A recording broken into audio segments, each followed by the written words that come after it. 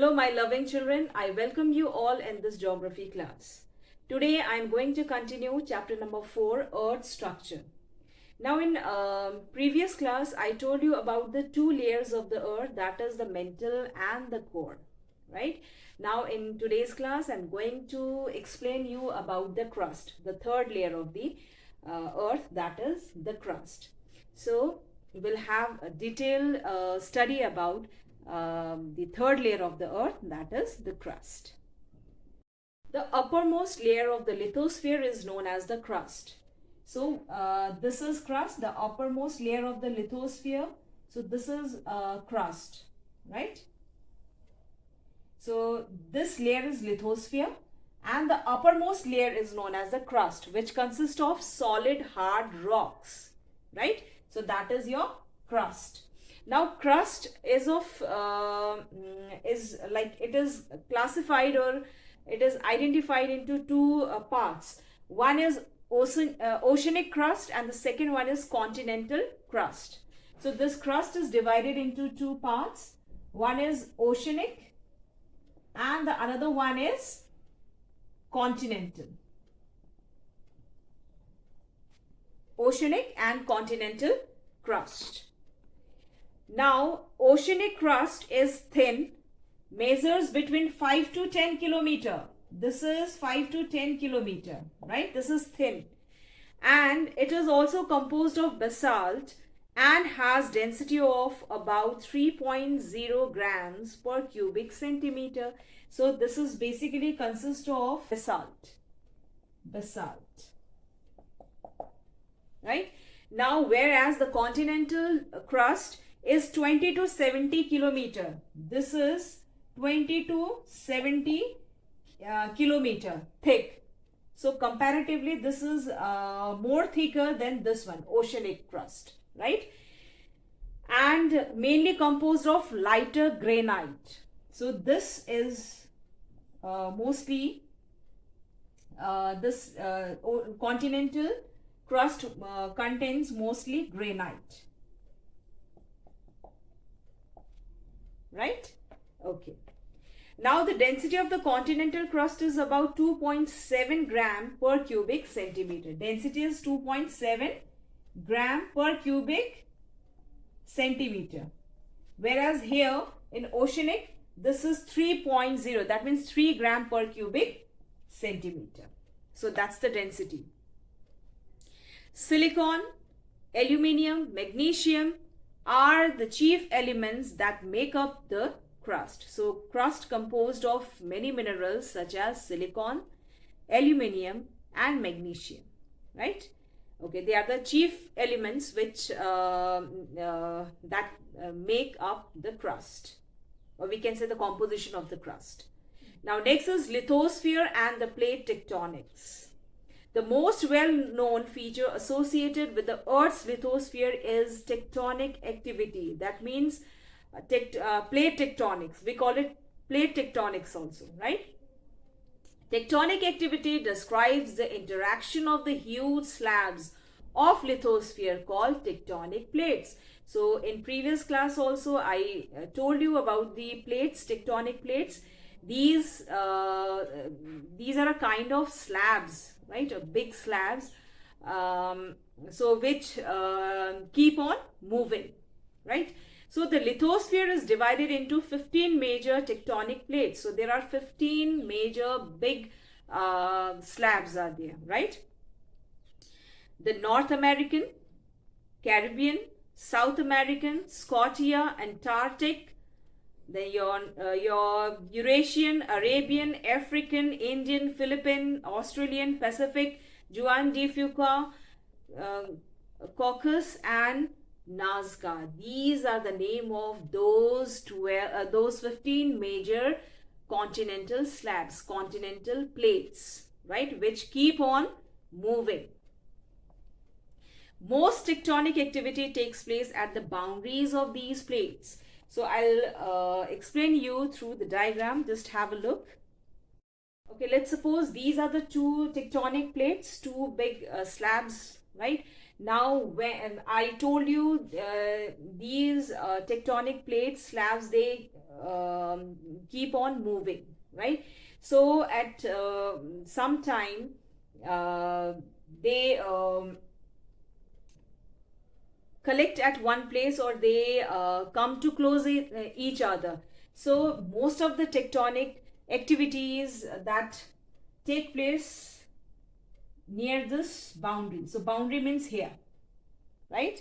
So most of the activities or most of the activities take place at the boundaries of these plates,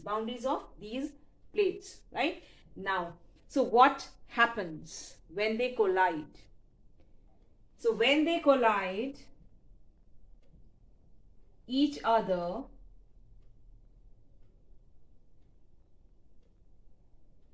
a kind of vibration, energy released, right? So that is known as earthquake. So this is the same process of this is the procedure of mountain building also, right? So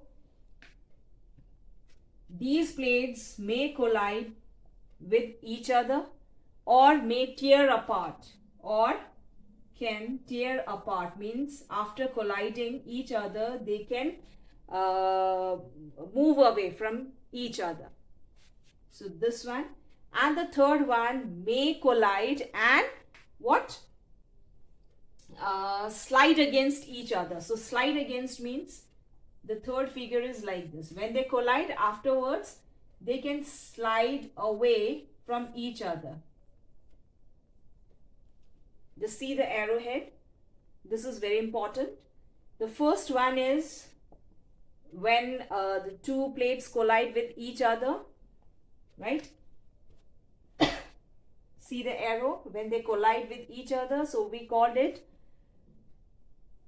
convergent, right? Second one, when they collide with each other, then they tear apart, so that's your divergent. And the third one is when they two plates collide. So when two plates collide with each other and when they slide against each other, that forms transform fault. We called it transform fault, right? So first one, convergent boundary it makes. Second one, divergent boundary. And the third one is transform fault, right? Okay. Now these are the processes of mountain building and your trenches, ditch, valleys, as well as your lakes, and it's a phenomena of volcanic activity and earthquake, right? So this is that phenomena through which we can study about the different Earth's interior or internal as well as the internal activities, right? Now let's come to the next one, that is the tectonic activities responsible for some of the Earth's most dramatic geological events. Earthquakes, volcanoes, orogeny. So orogeny means it's a mountain building process. Orogeny is what? Mountain building process. And deep ocean trenches can be formed by tectonic activity in the lithosphere. So as I just told you earlier, that these are the phenomena, these are the tectonic activity through which, or this is that activity responsible for some of the geological events or some of the formation of some of the physical features like valley, mountain, hills, plateaus, trenches, ditches, valleys, right? And earthquakes, volcanoes. Okay. So now next, tectonic activity can shape the lithosphere itself.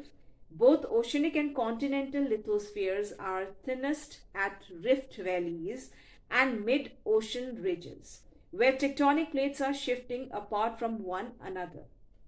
At these zones, the lithosphere is only as thick as the crust.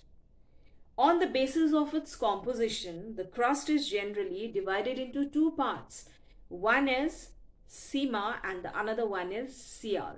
So SIMA, S-I-M-A, and another one is S-I-A-L, SIA.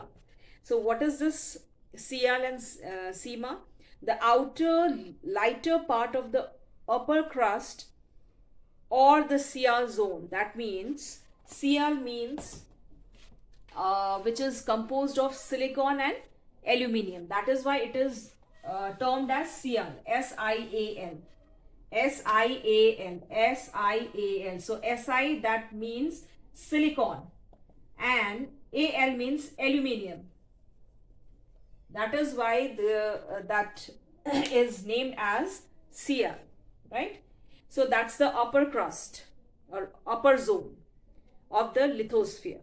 Silicon and aluminium are the two most important constituent elements of this outer part of the crust. It is due to the dominations of these two minerals in this upper part of the crust that it is known as SIAL, that is silicon and aluminium layer, right? Okay, now next, the lower part of the crust is SIMA. That means SIMA means SIMA. That means the lower layer of the crust is formed by silicon. Si means silicon and Ma means magnesium. Ma means magnesium. So the lower part of the crust is composed of two minerals, silicon and magnesium. Si, silicon, and Ma, magnesium. That is why it is termed as SIMA, S-I-M-A. It is made up of silicon and magnesium type of material. The rocks forming the SIMA zone having the density of 3 to 3.4 gram cubic per cubic centimeter, and they are heavier than the rocks forming the SIAL zone. So this lower part is heavier and more denser than the SIMA. Then the SIAL. SIMA is more heavier and denser than the SIAL. They are heavier than the rocks forming at the SIAL zone. The average thickness of this zone means SIMA zone, right? The zone which is formed by silicon and magnesium. So that the average of that zone is about 40 kilometers. So that's the thickness. Okay, now next is, so today what we come to know that basically crust is divided into two types. One is oceanic and the another one is continental crust. Oceanic crust and another one is continental crust. So oceanic crust is comparatively thinner than the thickness is less than the thickness of continental crust, right? So this is less denser than the continental crust. And oceanic crust mainly composed of basalt. This is composed of mainly basalt, and this continental crust, that is composed of granite, right? So both these are igneous rocks, basalt as well as granite. These are what? Igneous rocks. So both oceanic crust and continental crust are made up of igneous rocks. Oceanic crust is made up of basalt, and this basalt is most commonly extrusive igneous rocks. This is igneous rocks, but this is extrusive. So what is extrusive igneous rocks? Extrusive means which is formed by the cooling and solidification of magma outside the earth surface, right? So that is extrusive, that is basalt. Now continental, that is granite, and this is intrusive igneous rocks. Granite is igneous rocks, but this is intrusive. So intrusive means which is formed cooling and solidification of magma inside the earth surface. So that is granite, right? So and continental shelf or continental crust is made up of composed of granite, whereas oceanic crust is made up of basalt. extrusive igneous rocks. Clear? Okay. Now next we have on the basis of composition, crust is divided into two types, CL and CMA. Right? So CL, we know this is the uppermost layer, and this layer, uppermost layer of crust, and this layer is composed of silicon and aluminium. Silicon and aluminium. Whereas CMA, this is the lowermost part of the crust. After CL, CMA comes. So this part consists of Si, that means silicon, and Ma means magnesium. So this CMA consists of silicon and magnesium, right? Okay. Now, and this CMA is more denser and more heavier than this CL, than this layer of the crust, right? Okay. So children, here we have completed this chapter, earth structure. I hope you have understood the chapter. After watching this video, just go through the chapter, read out the chapter to better understand, right? And soon we'll meet in the next video with new chapter, some interesting facts. I'll come with and I'll explain a new chapter, right? So that's all for the day. Thank you.